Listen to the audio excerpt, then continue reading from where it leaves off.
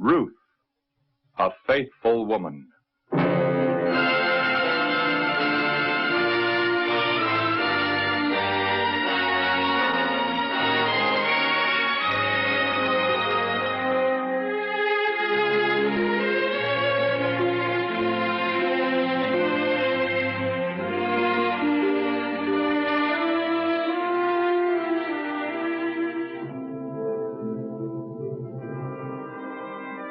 For 10 years, Naomi, an Israelite from Judea, had lived in the land of Moab. She had come to this land with her husband Elimelech and their 2 sons because of a famine in Judea. Not long after their arrival, Elimelech had died. Then her sons had married 2 young women of Moab, Orpah and Ruth. Not long after their marriage, Naomi's 2 sons also had died. And now she was preparing to return to Judea because she had heard that the Lord was again giving her people plenty of food, and she wanted to be back in her homeland. Ruth and Orpah planned to go along with Naomi, for both girls loved their mother-in-law. She had always been kind to them and had taught them to worship the true God instead of the idols of the Moabites. So the 3 of them got ready for the journey to Bethlehem.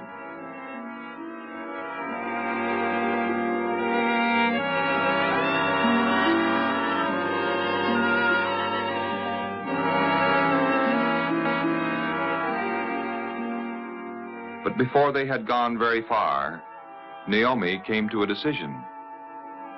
Why should her daughters-in-law leave their own country? Perhaps the people in Bethlehem would not welcome them, being widows and foreigners. And so Naomi spoke to them. Please go back, both of you, to your own homes. And may the Lord be kind to you as you were to the dead and to me. And may he give each of you a good home. No, we're going with you, to your people.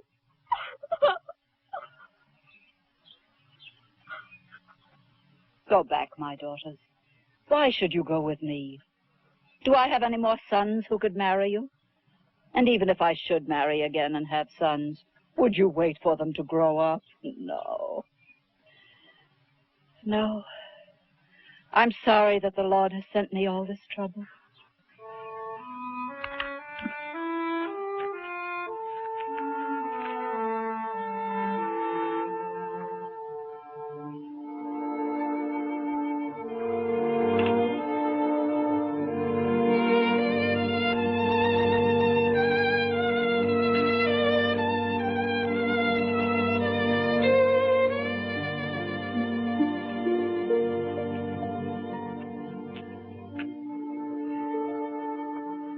Your sister-in-law is going back to her people. Go with her. Don't ask me to leave you. Wherever you go, I want to go. And where you stay, I want to stay. Your people shall be my people. And your God, my God. I want to die where you die. And there I'll be buried. May the Lord punish me if I let anything but death come between us.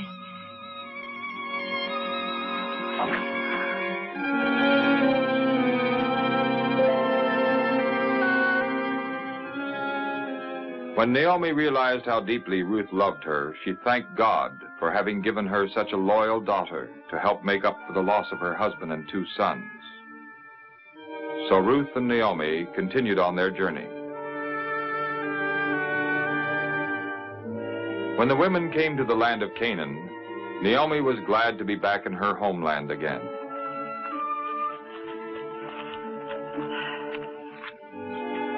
This is the country which the eternal God promised to Abraham and his descendants. It is now my country, too.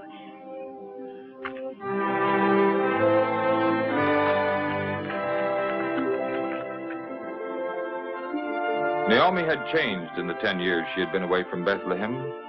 But when she came to the well outside the village, some of her old friends recognized her and greeted her warmly.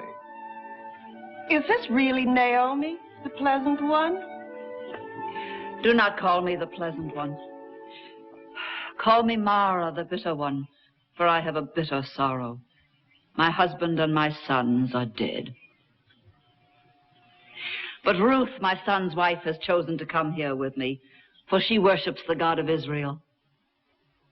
Naomi's friends welcomed Ruth, somewhat coldly at first, but soon she would receive a special blessing from the Lord in this country of Judea.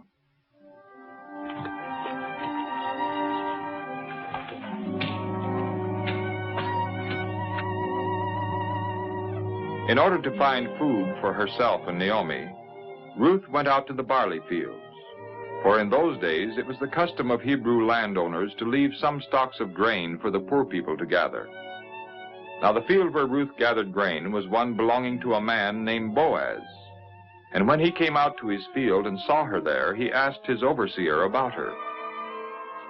Who is this young woman? She's the one who came back with Naomi from Moab. She said, "Please let me gather grain from the sheaves." And she's been working from early morning until now. Ruth had seen Boaz at the edge of the field and had decided who he was because of his fine clothes and the way he spoke with the overseer. Now Boaz walked over to her. Don't go and gather grain in any other field. You may stay in this one. Stay with my women workers. When you are thirsty, go to the water jars and drink. Why are you so kind to me, a foreigner? I've heard of all you've done for your mother-in-law since the death of your husband, how you left your mother and your father and the country where you were born and came to a people you did not know. May the Lord reward you for what you've done. May the Lord, the God of Israel, under whose wings you have come for shelter, fully repay you. You are most kind, my lord, for you have helped me, even though I'm not one of your servants.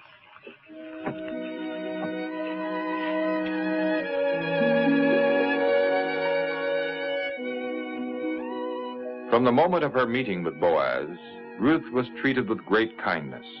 At noon, she was invited to sit with the workers and was given all the food she wanted. And Boaz even gave orders to his workers to pull out some stalks from the bundles so that there would be plenty of barley for Ruth to gather. By the end of the day, she had gathered almost a bushel of grain, enough food for many days. That evening, when Ruth came home, she told Naomi all that had happened, how the owner of the field had been kind to her. And when Naomi heard that it was Boaz, she was very pleased.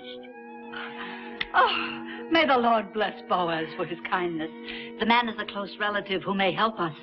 Oh, then he also said to me, "You may stay near my servants until they have harvested all my grain." It is well, my daughter. So Naomi encouraged Ruth to go to the fields belonging to Boaz. Ruth faithfully worked in the fields every day, and every evening she brought home a good supply of grain to her mother-in-law. At the end of the harvest season, Naomi's thoughts turned to the future of her loyal, unselfish daughter-in-law. My daughter, should I not try to find a good home for you? Is not Boaz, with whose servants you have been working, a relative? Tonight he threshes barley on the threshing floor. Wash and anoint yourself and put on your best clothes and go down to the threshing floor and see Boaz. From the kindness that Boaz had shown to Ruth, Naomi knew that he respected and admired her. Now Naomi felt that the time had come for Ruth to tell him that he was a close relative. For according to the Hebrew law, the closest male relative was to take care of the widows.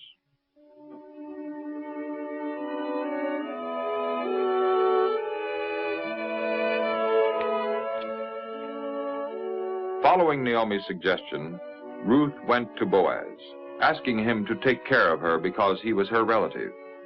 And Boaz was quick to answer her.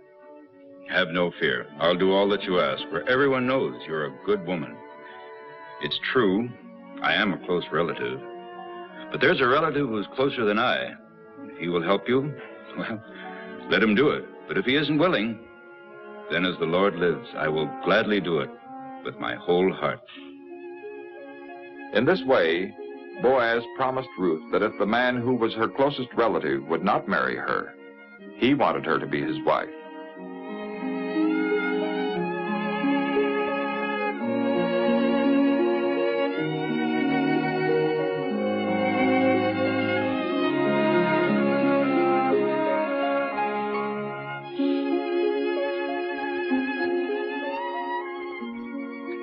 Then Boaz gave Ruth a gift of grain for Naomi to show that he also intended to take care of her.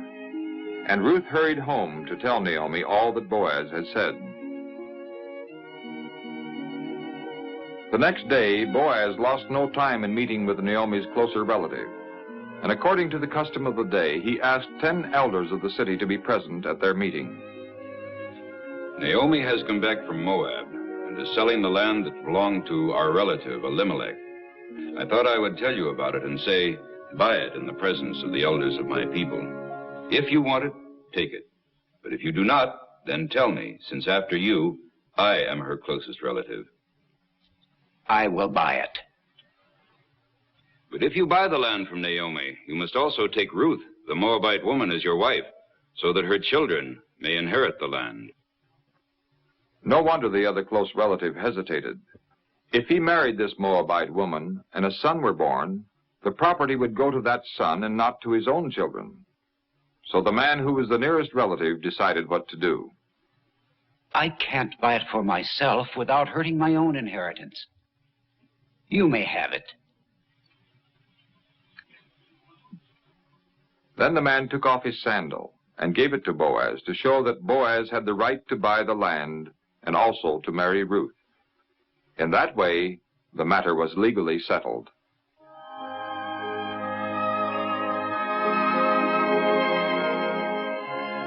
So Boaz married Ruth and also took Naomi into his home. In the course of time, a son was born to Ruth and Boaz, and it was Naomi's privilege and joy to help take care of the child. Now God has given me another son. Blessed be the Lord, who has not left you without a son. May his name be famous in Israel. He will renew your life and bring you happiness in your old age. For he is the child of your daughter-in-law who loves you, who is better to you than 7 sons. Ruth had indeed been as much of a help and comfort to Naomi as many sons would have been. And Ruth was richly rewarded, also in a spiritual way that only the future would reveal. For the child in her arms, named Obed, would one day have a son of his own, named Jesse, who would be the father of the great King David, the ancestor of the Messiah.